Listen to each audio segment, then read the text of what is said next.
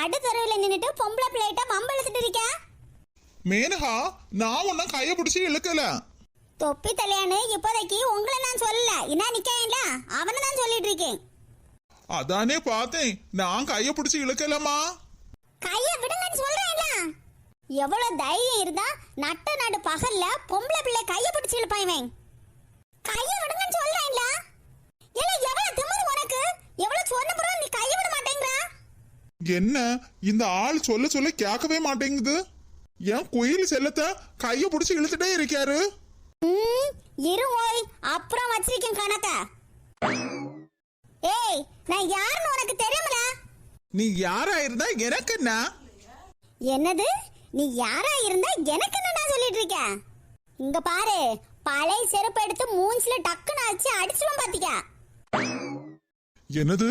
பழைய செருப்பு எடுத்து மூஞ்சில அடிச்சிருவேடா?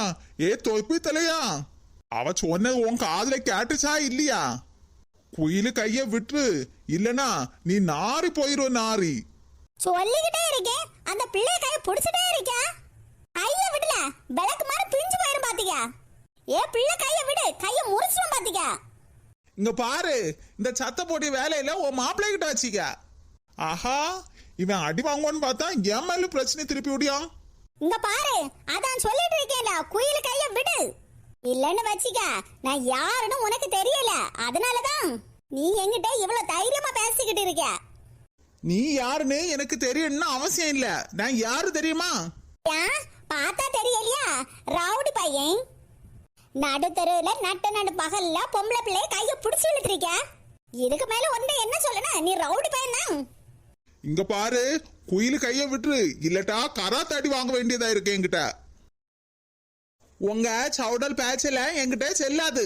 நான் யாரு தெரியுமா? தொட்டு தாலி கட்டினா புருஷன்.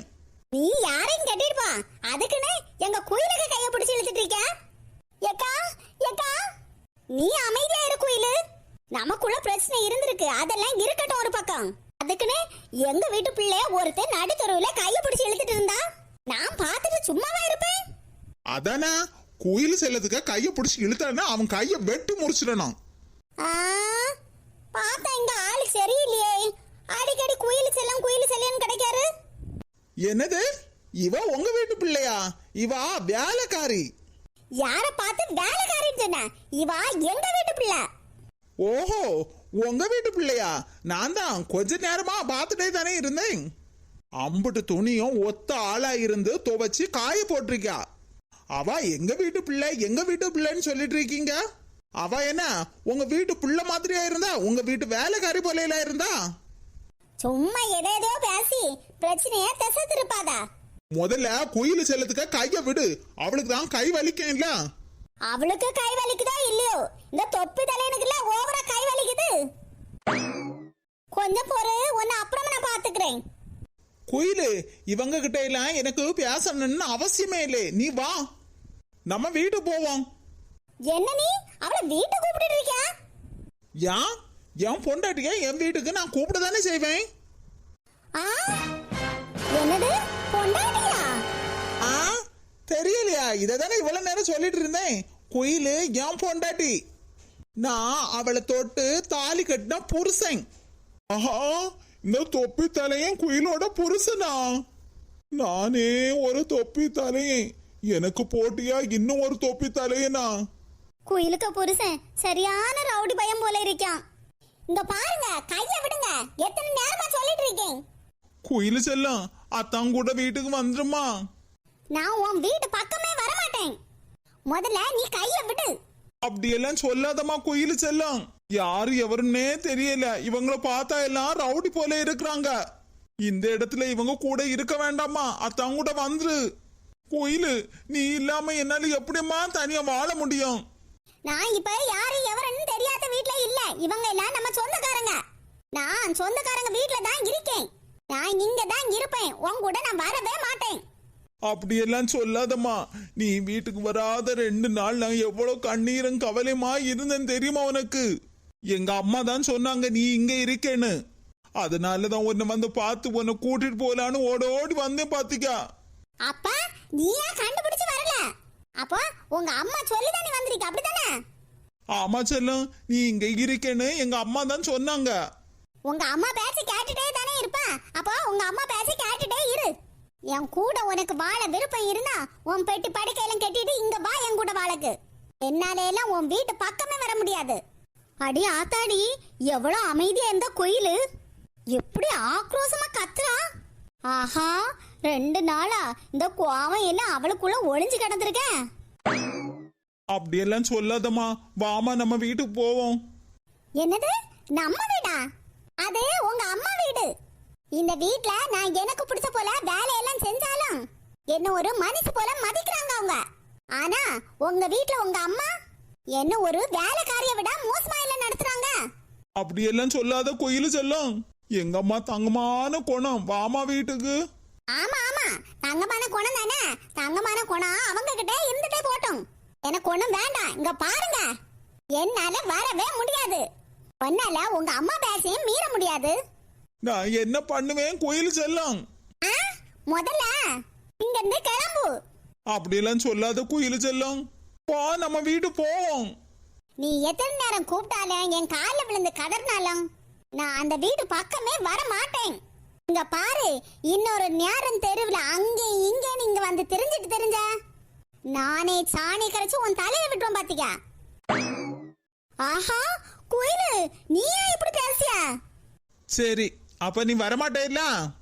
அதான் சொன்னேன்ல, வர மாட்டேன், வரவே மாட்டேன். அப்ப இன்னொரு விஷயத்தையும் சொல்றேன். எங்க அம்மா இங்க வந்திருக்கும் போது கொஞ்சம் பிரச்சனை ஆச்சாம். அந்த பிரச்சனையில எங்க அம்மாவை நீ அடிச்சு மிதிச்சு துவைச்சிட்டியாம? ஆமா, எனக்கு கிடைச்ச வாய்ப்பை நான் கரெக்டா பயன்படுத்தினேன்ல. உங்க வீட்டுல வச்சுதான் உங்க அம்மா என்ன ஒரு அடிமை போல நடத்துனாங்க. எத்தனை நேரம் என் கண்ணத்துல பலார் பலார்னு அரைஞ்சிருப்பாங்க. அப்ப கூட நீ பாத்துட்டு தானே நிப்ப. உன் அம்மா கிட்ட ஏதாவது கேப்பியா? அந்த கோவத்தை எல்லாத்தையும் வச்சுட்டு எனக்கு கிடைச்ச வாய்ப்பை வச்சு நான் நல்லா பயன்படுத்திட்டேன். அந்த பிரச்சனைனால எங்க அம்மா உன் மேல பயங்கரமா கோவமா இருக்கிறாங்க. அதனால எங்க அம்மா நாளைக்கு இன்னும் ஒரு பொண்ணு பார்க்க போறாங்க எனக்கு. ஆமா, உங்க அம்மா உங்களை பொண்ணு பாப்பாங்கல்ல. வீட்டுல வேலை செய்ய ஆள் இல்ல, ஏதாவது ஒரு பொண்ணை பார்த்து கட்டி வச்சு அவளையும் வேலைக்காரி ஆக்கணும்ல. இங்க பாரு, நான் உங்ககிட்ட சொல்றத சொல்லிடுறேன். நான் கிளம்புறேன். ஆஹா, அப்படியே மேனகா, நானே இவ்வளவு நாளே இத புரியாம தான் இருந்தேன். ஆனா நீங்க கூட புரியாமல இருந்திருக்கீங்க. ஆமா, நீ என்னதான் சொல்ற? ஏக்கா, எங்க அத்தையோட பையனை குயில் கல்யாணம் பண்ணனால தானே வீட்டோட்ல இருந்திருக்கா. அட ஆமா, தெரியாம இருந்துட்டப்பா. இருந்தாலும் பரவாயில்லையே, குயில் உங்க அத்தை கிட்ட எல்லாம் சண்டை போட்டு உங்க வீட்டுல 2-3 நாள் வந்து இருக்கியால. ஆமாக்கா, இத்தனை வருஷமா எங்க அம்மாவுக்கும் எங்க அத்தைக்காரிக்கும் பேச்சுவார்த்தையே கிடையாது. ஆனாலும் எவ்வளவு சாமர்த்தியமா வந்து இருக்க பாத்தீங்களா. என்ன மேனகா, குயில பார்த்து திடீர்னு பெருமையா பேசிட்டு இருக்க? ஏக்கா, குயிலுக்கு மாப்பிள அவளை வீட்டுக்கு வான்னு கைய பிடிச்சிட்டு கிடந்தாருல. பா, அவ சாயல்ல, நான் என்னையே பார்த்தேன்க்கா. என்னது, அவ சாயல்ல, நீ ஒன்ன பாத்தியா? ஆமாக்கா. அப்படின்னா குயிலு அவளை மாப்பிளை போட்டு அடிச்சு தோச்சு வாரிட்டாளோ? ஏக்கா, நான் அத சொல்லலக்கா. வா, இதுக்கு முன்னாடி ரொம்ப சாந்தமான பிள்ளையா இருந்தா இல்ல, இன்னைக்கு அவ முகத்துல ஒரு கோவம் வந்துச்சே பாருங்க. அததாக்கா சொன்னேனா. ஒன்ன மாதிரி அவளும் கோவப்பட்டான்னு சொல்ல வர. ஆமாக்கா, எனக்கு கோவம் வந்தா என் புருஷனை போட்டு அடிச்சு துவைப்பேன்ல, அத மாதிரி குயில் அவ புருஷனை போட்டு அடிச்சு துவைச்சு எடுப்பான்னு நினைச்சேன். அப்புறம் என்ன? அப்புறம் ஒன்னும் நடக்கல.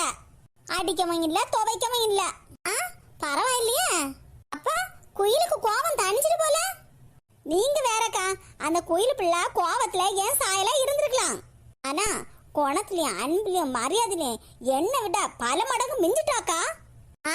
அப்படியே சொல்றேன். ஆமாக்கா, இங்க பாருங்க, உதாரணத்துக்கு நம்ம 2 பேருக்குள்ளேயும் சண்டை வந்துச்சுன்னா பாருங்க. என்ன மேனகா, இப்பதானே நம்ம கொஞ்ச நாளுக்கு அப்புறம் ஒற்றுமையா இருக்கோம். நீ அதுக்குள்ள சண்டை அப்படி இப்படின்னு பேசிட்டு இருக்க, அப்புறம் கண்டிச்சு விழுந்துறேன்ல. ஏக்கா, நான் உண்மைக்கு சொல்லல, அதான் ஒரு உதாரணத்துக்கு சொல்ல வந்தேன். ஓஹோ, எக்ஸாம்பிளுக்காக நம்மளை பத்தி சொல்லிட்டு இருக்க, அப்படித்தானே? ஏக்கா, இப்ப நம்ம 2 பேருக்கும் சண்டை வந்துச்சுன்னு வச்சுருங்க, அக்கம் பக்கத்துல யார் இருந்தாலும் நம்ம கண்டுக்க மாட்டோம், நடு தெருவுன்னு பார்க்க மாட்டோம், யாரு நம்மள பாக்குறான்னு கூட பார்க்க மாட்டேன்லக்கா. தெருவுல கடந்து அடிச்சு உருண்டு துவைச்சு எடுப்பேன்லக்கா. ஆமா பின்ன தெருவுல அடிச்சு உருண்ட மாட்டோமா? பாத்தீங்களாக்கா, நீங்களே சொல்றீங்க. ஆனா அந்த குயில் பிள்ளை நடு தெருவுல நின்னுட்டு அவ புருஷன் கைய பிடிச்சு இழுத்த பிறகு கூட அந்த பிள்ளைக்கு முகத்துல கோவம் தான் வருதோ இல்லையா? அவ புருஷனை எதிர்த்து ஒரு அடி கூட கொடுக்கலக்கா. குயில அவ புருஷனை ஒரு அடி கூட கொடுக்கலையா? ஆமாக்கா, நாமளே நடு ரோட்ல நின்றுட்டு இருக்கோம், சண்டை போட்டு அடி கொடுத்துட்டு இருந்தா யாராவது பார்த்தா அசிங்கமா இல்ல இருக்கும். இதனாலதான் அந்த பிள்ளைக்கு முகத்துல கோவம் மட்டும் தான் தெரிஞ்சு. அவ அந்த கோவத்தை எப்படி அடக்கிட்டுனா தெரியுமாக்கா? பரவாயில்லையா, குயில அவ்வளவு கோவத்தையும் அடக்கி வச்சுட்டு நின்றிருக்காள. அந்த சூழ்நிலையில நானா இருந்திருந்தேன்னா என் முக்காடு மாப்பிள்ள இருக்கேன்டா அடிச்சு துவைச்சிருப்பேன்ல இன்னைக்கு. அதுதான்க்கா குயில் பண்ணல. ஆனா குயில் ஒரு அடியாவது அவ புருஷனை அடிப்பான்னு பார்த்துட்டே இருந்தாக்கா. ஆனா கோவத்துல கூட அந்த பிள்ளை அதிகமா அவங்கிட்ட பேசல பாத்துருங்க. பரவாயில்லையா, அப்ப குயில் பிள்ளை உன் சாயல்ல கோவம் இருக்கு. ஆனா மதிப்பும் மரியாதையும் உன்னை விட பல மடங்கு அதிகமா தான் அவளுக்கு இருக்கு.